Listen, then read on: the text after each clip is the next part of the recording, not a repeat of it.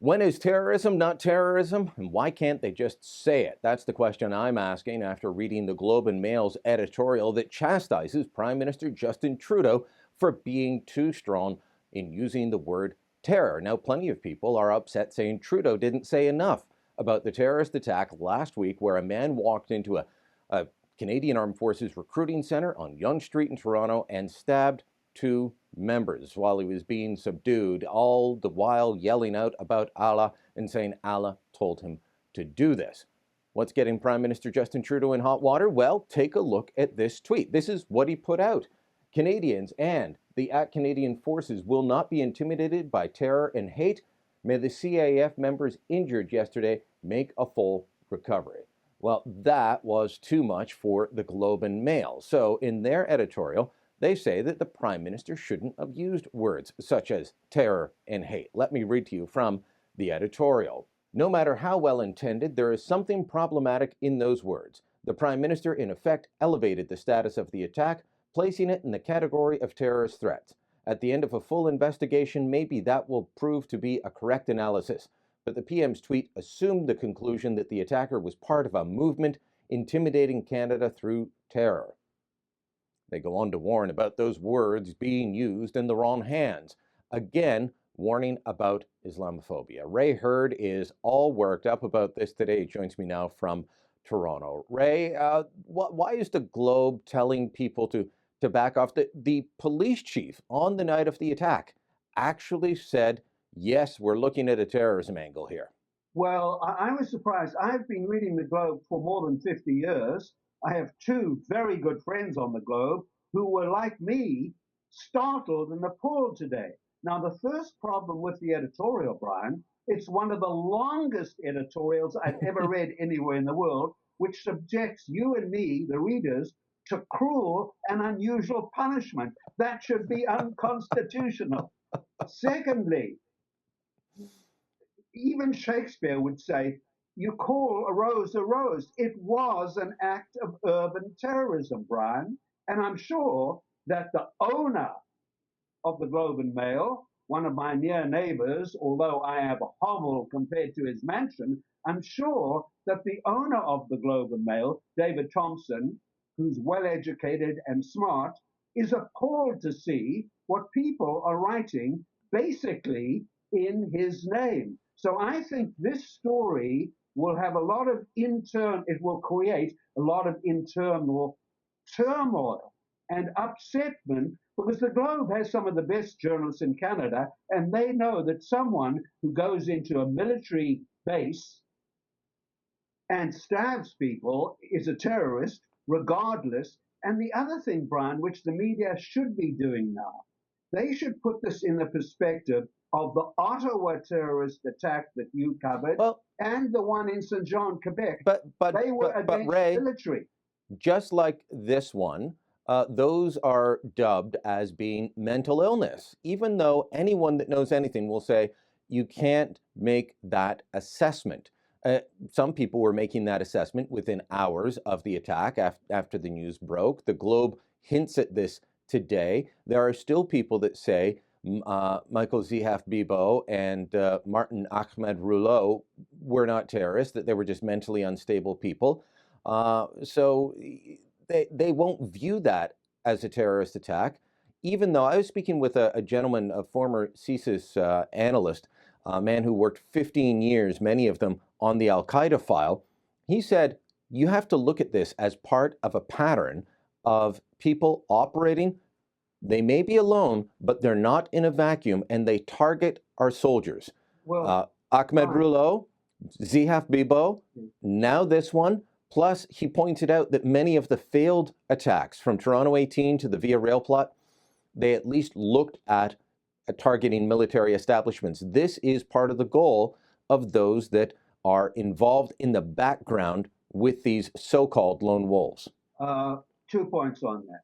The first point is that they were recruited in cyberspace. They didn't have to sign an application form and mail it to Iraq. They just did it online. They were influenced, they were recruited. And by the way, this makes it even harder for the authorities to track them because except for them watching some website which the terrorists run, there's no other way to track them down. Secondly, as I said earlier, I find it appalling that the Globe and other commentators would libel mentally ill people. I think that is a terrible crime of commission on the part of the Globe to just blacklist and demonize Canadians who have mental health problems. I call them special needs. So that's an issue. But the real one is someone who stabs military personnel or tries to shoot them. And in the Ottawa case, a lot of people could have been killed if the sergeant at arms had not got his gun and shot the terrorist dead. And the Ottawa terrorist, Brian,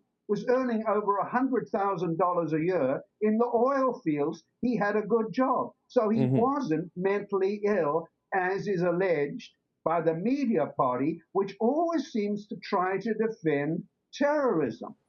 Do you remember, it was a couple of years ago now, former head of CSIS, Dick Fadden, gave a speech, I think it was down Toronto way, where he thought he was off the record, and he started talking about the fact that too many people in the elite sphere of Canada seem to have a soft spot for terrorism, that they will not view it for what it is. I think that's part of what's going on here.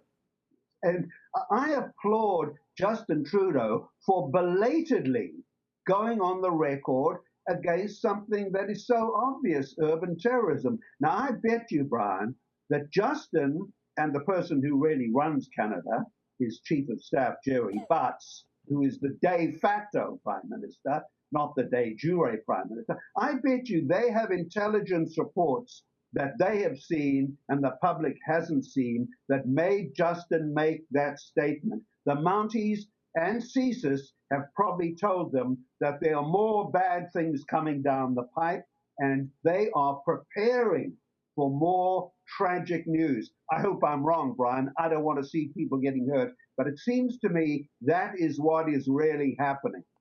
All right, Ray, I want to play a clip for you and then get you to react to it. While I gave kudos to Mark Saunders, Toronto's chief of police, last week for saying it was terror right away, he also responded to a question about, was the suspect, drugged up? Is that what? Because Saunders kept saying he was non-responsive to questions. So one of the people in the news conference says, was he drugged up? Are you doing drug tests? Is that why he was non-responsive? And Saunders went off about Islamophobia. I want to play that clip for you and then get you to react. Here it is. One of the things that I want to be very, very careful of when it comes to the national security piece, that we don't go through that Islamophobia nonsense.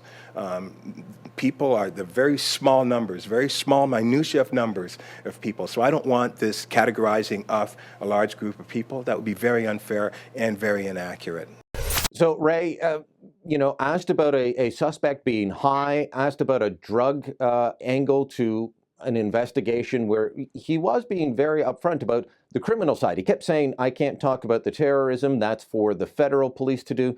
But asked about drugs, he turns around and lectures people about Islamophobia. I don't need a lecture on Islamophobia. What about you?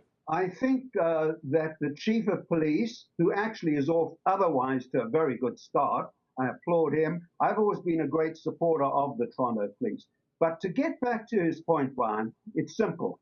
He's using the wrong term. I don't think most Canadians are against Islam, which is what he is implying with Islamophobia. Most Canadians, like you and me, Brian, are against Islamofascism. And the Islamofascists are the faction, and there may be only 5 or 6% of them, which is millions given the number of Muslims in the world.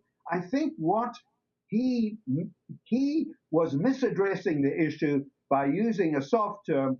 Most people are not haters of the Muslim people who actually ascribe to quite an interesting, but like Christianity, contradictory religion. You can interpret either way. He should have used a better term, because I don't know anyone personally who hates all Muslims. And that I know lots of people that hate terrorists. Yes, terrorists, and sadly, and for complicated historical reasons, most of the terrorists who commit mass atrocities like 9/11 and like the guy in Ottawa who tried to kill hundreds of members of parliament, these people are haters and terrorists. So that's the problem. If you go back 600 or 700 years, Christians were doing the same thing. But that doesn't mean all Christians did it or all Muslims are doing it now, and we have to take that into account. The fact is, right now, the problem are, as you call them, the Islamo-fascists. I like that term. Ray Hurd, thanks so much. Okay, thanks, Brian. Thanks for watching. Click here to never miss a Rebel update. Want even more of the Rebel? Well, click here to become a premium member.